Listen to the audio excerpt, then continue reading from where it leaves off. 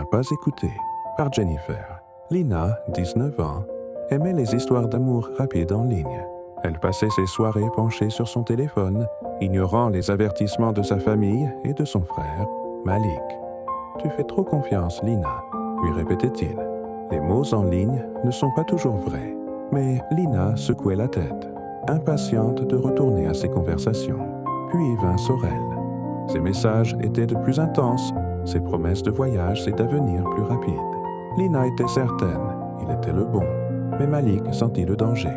Il y a quelque chose de faux dans son regard, Lina. Fais attention. Lina le repoussa sèchement. Tu es jaloux. Laisse-moi vivre ma vie. Les semaines passèrent et Sorel devint distant, disparaissant avec des excuses complexes. Un après-midi, Amara, son amie, la rattrapa.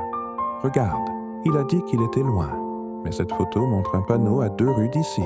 Il te ment, Lina. Lina repoussa son amie avec colère. Tu es jalouse. Je sais qu'il est sincère. Le lendemain, le doute devint une certitude glaciale. Une autre fille contacta Lina, révélant que Sorel utilisait les mêmes mots et les mêmes mensonges avec plusieurs personnes. La belle histoire s'effondra. Lina réalisa qu'elle n'avait pas été aimée. Elle avait été utilisée.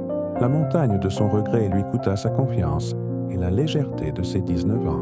Malik et Amara vinrent la voir. Ils ne la grondèrent pas. Ils s'assirent simplement à ses côtés. « Je suis désolé, » murmura Lina.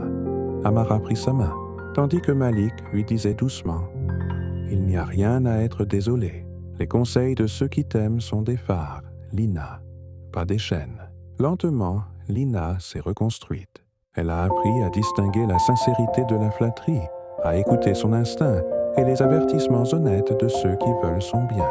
Elle a compris que la vraie valeur ne se trouve pas dans les promesses rapides, mais dans l'amour inconditionnel. Elle n'a plus jamais ignoré les signes. Elle est devenue plus sage et plus forte.